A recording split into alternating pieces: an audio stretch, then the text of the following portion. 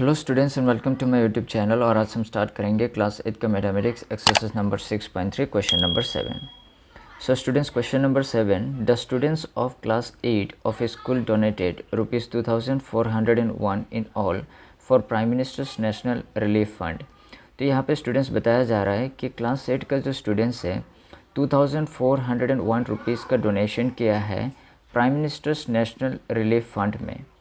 Each students donated as many rupees as the number of students in the class। और हर एक students ने उतना ही पैसा डोनेट किया जितना कि नंबर ऑफ़ स्टूडेंट्स मौजूद था। Find the number of students in the class. और हमें फाइंड आउट करना है कि क्लास के अंदर कितना स्टूडेंट्स हैं। तो सबसे पहले यहाँ पे हमें 2401 का प्राइम फैक्टर्स निकालना पड़ेगा। तो अगर अब इस क्वेश्चन को आप देखेंगे तो यहाँ पे बता रहा है कि each student donated as many rupees as the number of students in the class. अगर इस सेंटेंस को आप ध्यान से पढ़ेंगे तो यहाँ पे बताया जा रहा है कि हर एक स्टूडेंट्स ने उतना ही पैसा जमा किया है जितना कि नंबर ऑफ़ स्टूडेंट्स था। तो टोटल जो पैसा जमा किया गया है वो है 2401। ठीक है, कि मान चलो कि एक्स नंबर ऑफ़ स्टूडेंट्स था तो एक्स नंबर ऑफ़ स्टूडेंट्स ने ही एक्स नंबर ऑफ पैसा जमा किया है। ठीक है, तो यहाँ पे मान चलिए 20 स्टूडेंट्स था तो 20 स्टूडेंट्स अगर था तो हर एक स्टूडेंट ने 20 रुपीज़ करके ही जमा किया है। तो 20 इंटू 20 कितना होगा, ये होगा 400। और 400 का जो स्क्वायर रूट है वो कितना होगा, 20 होगा। ठीक है, ठीक उसी प्रकार अगर हमें x का नंबर निकालना है तो x का नंबर हम निकालेंगे कैसे। अगर 2401 का अगर हम स्क्वायर रूट निकालेंगे तो x का वैल्यू पता चल जाएगा। ठीक है, तो इसका मतलब है कि हमें पता नहीं कि नंबर ऑफ़ स्टूडेंट्स कितना है, और अगर एक बार हमको नंबर ऑफ़ स्टूडेंट्स पता चल जाएगा तो हम कितना हर एक स्टूडेंट्स ने कितना करके पैसा जमा किया वो भी हम निकाल सकता है। तो बहुत ही सिंपल है। सबसे पहले हमें 2401 रुपीज़ का हमें क्या निकालना पड़ेगा, प्राइम फैक्टर्स निकालना पड़ेगा। तो यहाँ पे अगर आप देख सकते हैं कि 1 है, तो अगर 1 है इसका मतलब ये 2 से तो डिविजिबल है नहीं, क्योंकि 2 का जो डिविजिबिलिटी रूल है वो तो आपको पता ही होगा कि 0, 2, 4, 6 और 8 अगर 1 डिजिट पे होगा तभी जाकर के 2 से डिवाइड हो सकता है। नेक्स्ट जो आपका प्राइम नंबर है वो है आपका 3। तो 3 से आप चेक करेंगे, अगर डिजिट्स का सम 3 का टेबल पे है तो इसका मतलब ये 3 से डिवाइड हो सकता है। तो 4, 5, 6, 7, तो 3 का टेबल पे 7 नहीं आता है, इसका मतलब ये 3 से डिवाइड नहीं हो सकता है। 3 के बाद जो नेक्स्ट प्राइम नंबर है वो है आपका 5। तो 5 से ये नहीं जाएगा, क्योंकि 5 से जाने के लिए या तो फिर लास्ट में 0 होना पड़ेगा या तो फिर लास्ट में आपका 5 होना पड़ेगा। नेक्स्ट 7 के बाद जो नेक्स्ट आपका प्राइम नंबर है वो है 7। तो चेक करेगा और 7 से अब चेक करता है कि 2401 डिविजिबल है कि नहीं है। तो यहाँ पे अगर 2401 अगर आप 7 से चेक करेंगे तो 7 3 जा हो गया 21, यहाँ पे बचा 3 0, 7 4 जा हो गया 28, माइनस किया तो 2 और 1, फिर से 7 3 जा हो गया 21, माइनस किया तो 0। तो यहाँ पे पूरी तरीके से 7 से डिवाइड हो चुका है। तो अब लिखेंगे 7 343। ठीक है, तो डिवाइड करके हमें कितना मिला, 343। तो फिर से आप 7 से ही ट्राई करेंगे, क्योंकि आप ऊपर में तो नहीं जा सकते, फिर से 2, 3, 5 तो आप चेक नहीं करेंगे, आप 7 से नीचे जा सकता है क्योंकि इससे तो डिवाइड होगा ही नहीं। तो इसलिए आप 7 से ही चेक करेंगे फिर से 343 को 7 से। तो 7 4 जा हो गया आपका 28, माइनस किया तो 6 और 3 और 7 9 जो हो गया 63। तो यहाँ पे हो गया 749। ठीक है, और फिर जो 49 है ये तो 7 से ही जा रहा है, तो 7 7 जो हो गया 49 और यहाँ पे 7 1 जा 7। तो इनका अगर आप स्क्वायर रूट निकालेंगे 2401 का तो इनका स्क्वायर रूट कितना होगा। तो सबसे पहले इनका प्राइम फैक्टर्स लिखेंगे, तो 7 इंटू 7 इंटू 7 इंटू 7। ठीक है, तो अगर इनका प्राइम फैक्टर्स आप लिखेंगे, लिखने के बाद यहाँ पे जो 7 का पेयर है एक 7 बाहर आ जाएगा और इस 7 के पेयर से एक 7 बाहर आ जाएगा। तो 7 इंटू 7 क्या होगा, 49। तो यहाँ पे जो हमें पूछा जा रहा था कि each students donated as many rupees as the number of students in the class, के मतलब हर एक स्टूडेंट, तो टोटल कितना स्टूडेंट था, 49 स्टूडेंट था, और हर एक स्टूडेंट ने 49 रुपीज़ करके ही जमा किया, तब जा कर के कितना आया, 2401 रुपीज़ आया है। तो इसका मतलब है कि हमारा जो आंसर है वो 49 है। तो फाइनली आप लिखेंगे देयरफॉर, क्या पूछा जा रहा था, find the number of students in the class. Therefore number of students in the class इस कितना होगा, 49 होगा। ठीक है स्टूडेंट्स, तो इस तरीके से सबसे पहले आपको क्वेश्चन को समझना है, उसके बाद आपको करना है। ठीक है स्टूडेंट्स, तो ठीक इसी प्रकार से 8 नंबर क्वेश्चन भी सिमिलर है, तो हम 8 नंबर क्वेश्चन भी करेंगे। सो जो 8 नंबर क्वेश्चन है यहाँ पे ये बताया जा रहा है कि 2025 plants are to be planted in a garden in such a way that each row contains as many plants as the number of rows।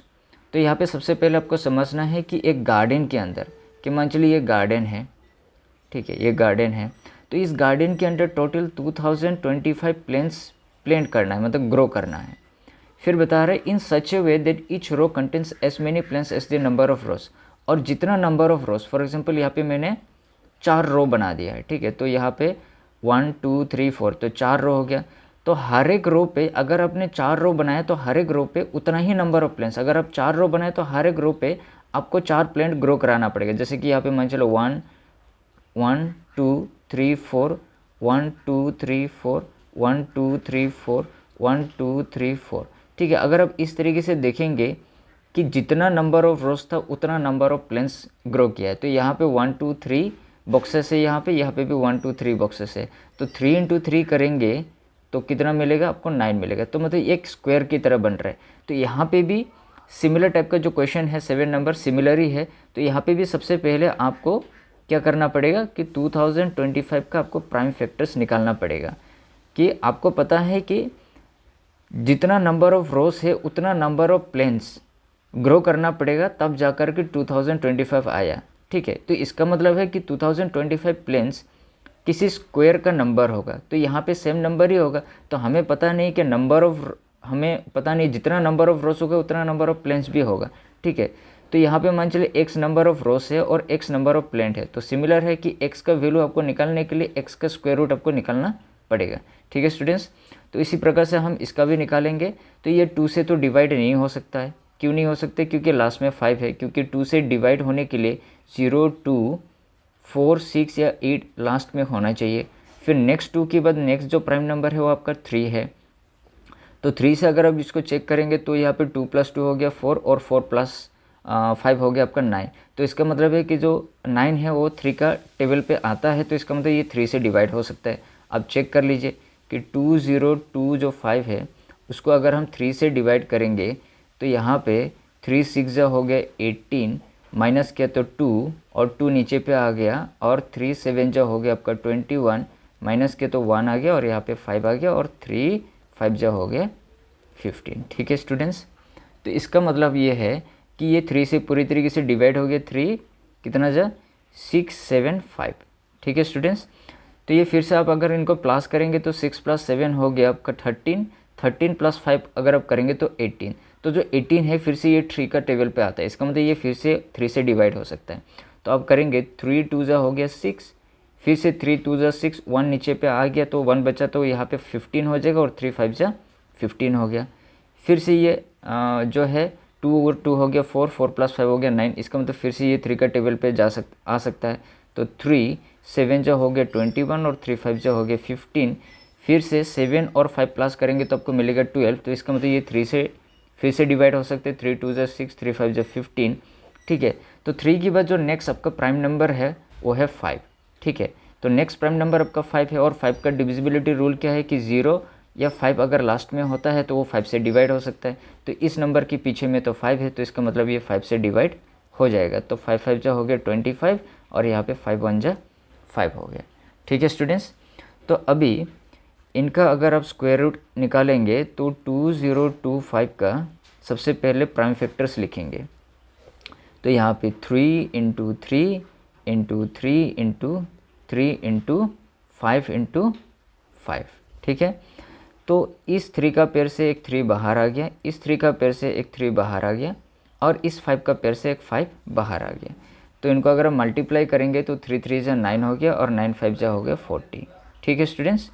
3 3 जा 9, और 9 5 जा 45, तो यहाँ पे हो गया 45। 3 3 जा 9, और 9 5 जा हो गया 45, तो 45, ठीक है। तो 45 रोज है, और हर एक रोज पे 45 करके प्लेन्स ग्रो किया, तब जा कर के 2025 प्लेन्स ग्रो टोटल हुआ है, ठीक है। तो इसका मतलब है कि यहाँ पे जो आपको अभी क्वेश्चन पूछा जा रहा है find the number of rows, तो आप लिखेंगे therefore number of rows is equal to क्या होगा 45 होगा। और नेक्स्ट आपको क्या पूछा जा रहा है कि number of plants in each row, तो अब लिखेंगे number of plants in each row is equal to क्या होगा 45। तो अगर आप 45 मल्टीप्लाई करेंगे तो फिर से आपको 2025 ही मिलेंगे, ठीक है। तो आई होप स्टूडेंट्स सबको समझ में आ गया। तो इस एक्सरसाइज में हम लोगों ने क्वेश्चन नंबर 8 तक कंप्लीट कर लिया है। तो नेक्स्ट जो इस एक्सरसाइज का लास्ट 2 है 9 और 10, उसको हम नेक्स्ट वीडियो में कंप्लीट करेंगे। तब तक मिलते हैं नेक्स्ट वीडियो पे।